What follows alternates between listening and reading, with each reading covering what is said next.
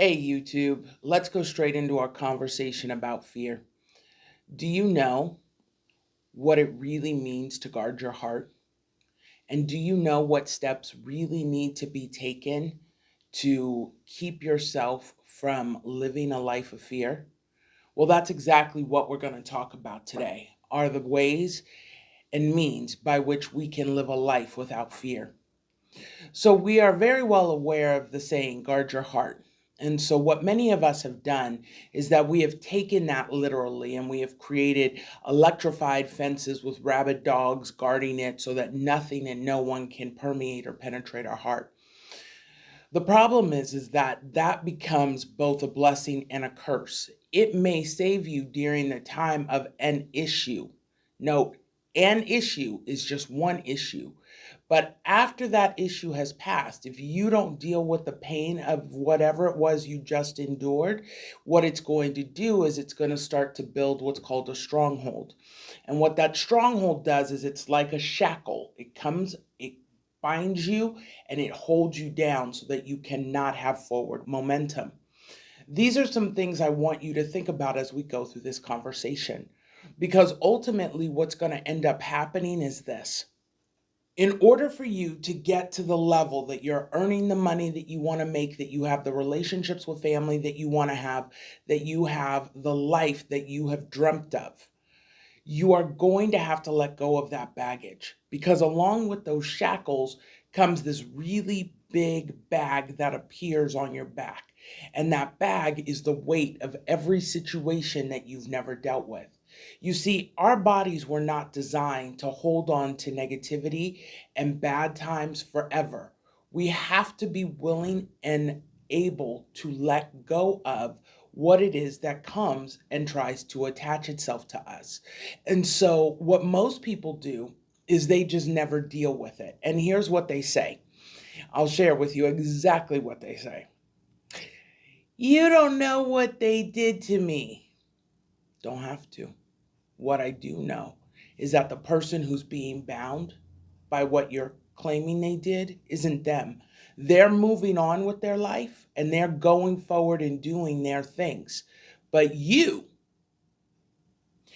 stuck in a situation that you hate, that you don't like. You're not moving forward. And it's because you're carrying all that negativity, nastiness, and weight on you. And so until you decide to let it go, there will be no change. Things will only go one of two ways. They go forward or they go backward, but they never ever just stay the same. You're either getting better or you're getting worse, but there's no middle ground. And so what then happens is this. People come along and they say, but if I forgive them, then I'm letting them off the hook. No, you're letting yourself off the hook. Remember, what did I just say? They are already moving on with their life. They're doing what they're doing. They're into something new. They're exploring the world. They're having their ups, their downs. They're doing all of it. What are you? What are you doing? And that's where we get stuck. And that's where the hardship comes in. And so those are the things that we're going to talk about today about how to get over this. So let's look at something and let's kind of change your vantage point a little bit.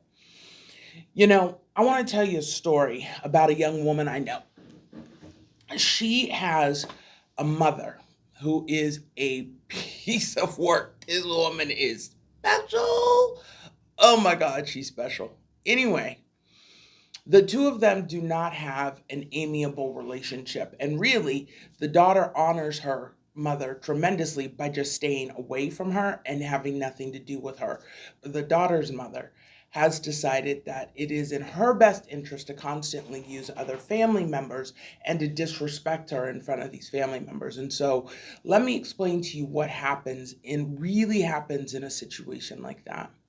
Whenever you have family members who are constantly filling somebody else within the family with poison, that person who is being forced to take on that poison is eventually going to learn the truth about whoever the other individual is.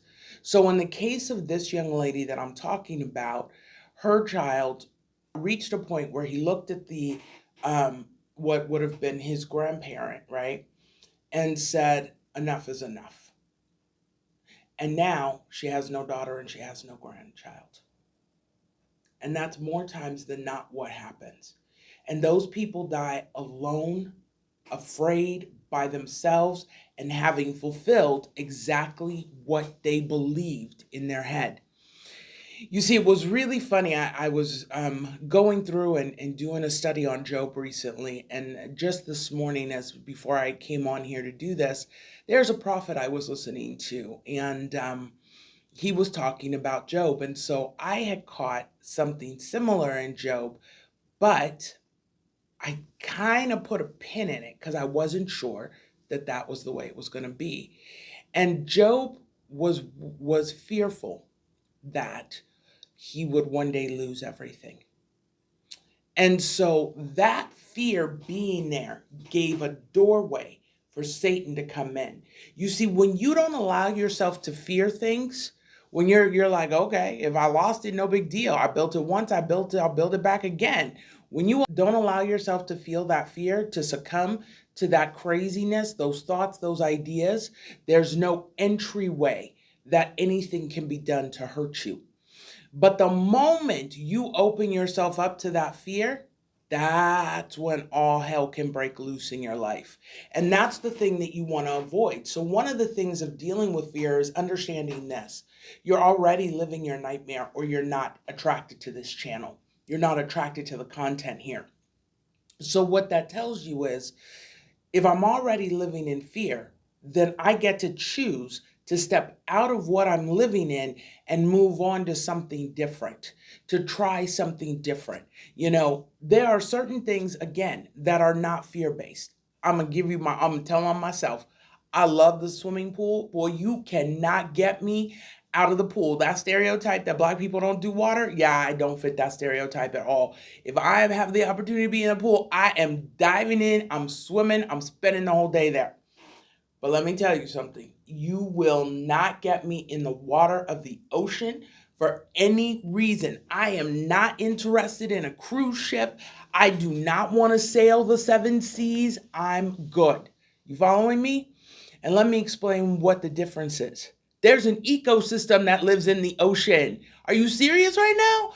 I am not going to be shark bait. And I remember when I was a kid, someone on Shark Week said, oh, many people have had an interaction with the great white and probably didn't even know it. That was it. I never went into the sea again. I was good.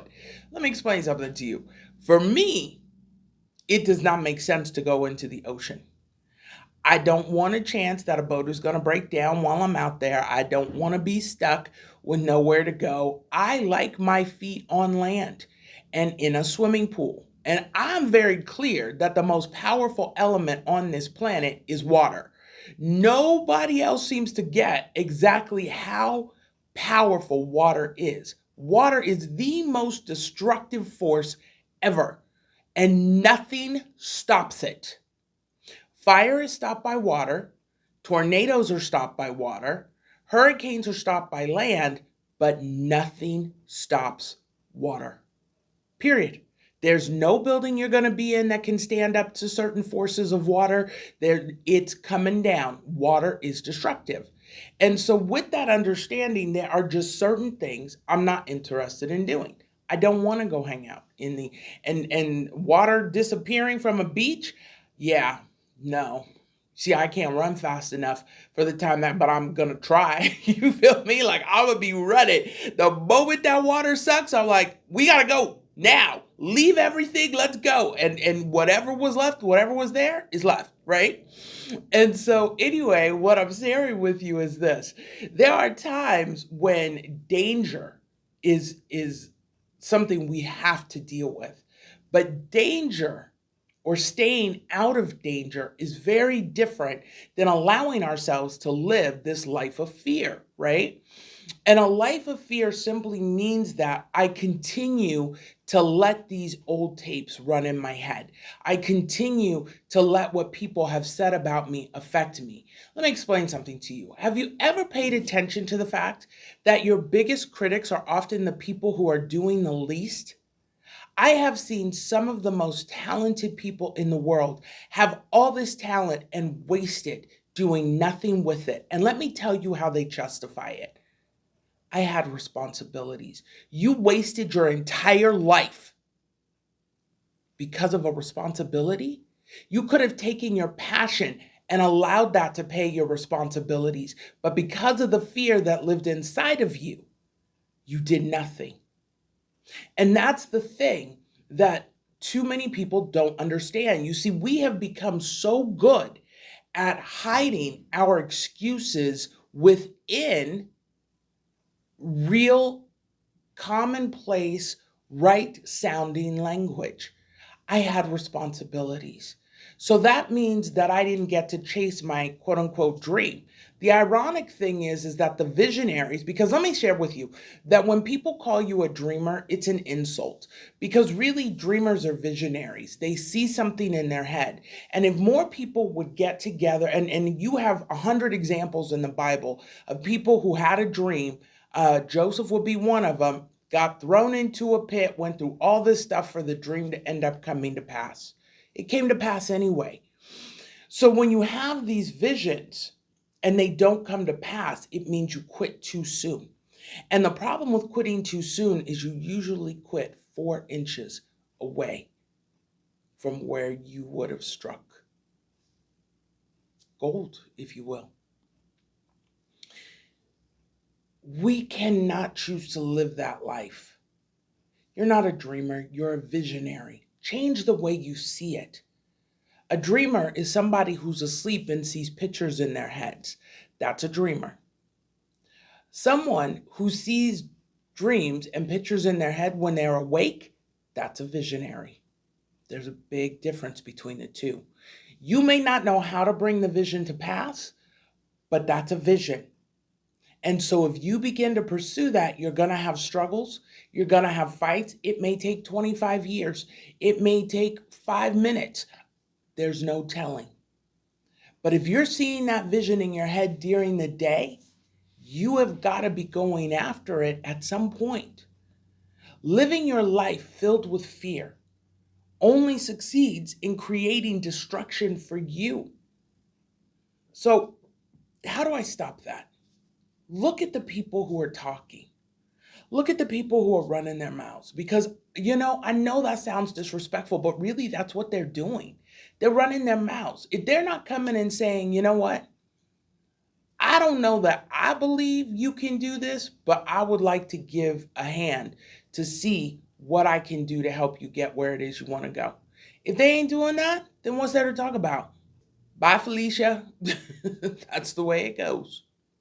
What I want you to see is that you have the power to turn these people off and to keep moving forward and to keep persevering and to keep working and to keep moving and to keep going and to allow anyone in your head, in your heart, in your space is just criminal to you. Not to anybody else, but to you. One last step I want to leave you with is this. Forgiveness is key no matter what, because it's forgiveness that allows you to break those shackles. It's forgiving yourself for dumb decisions that you've made. It's forgiving other people. Now, see, here's the thing. If I forgive somebody who did me wrong, I don't have to go to them and tell them I forgive them. Because if they stood up in my face and said something stupid, I might be prone to just punch them. It could happen. I'm not saying it would, but there's a good possibility. I might even open hand slap them. Okay, backhand them. That's really more my style.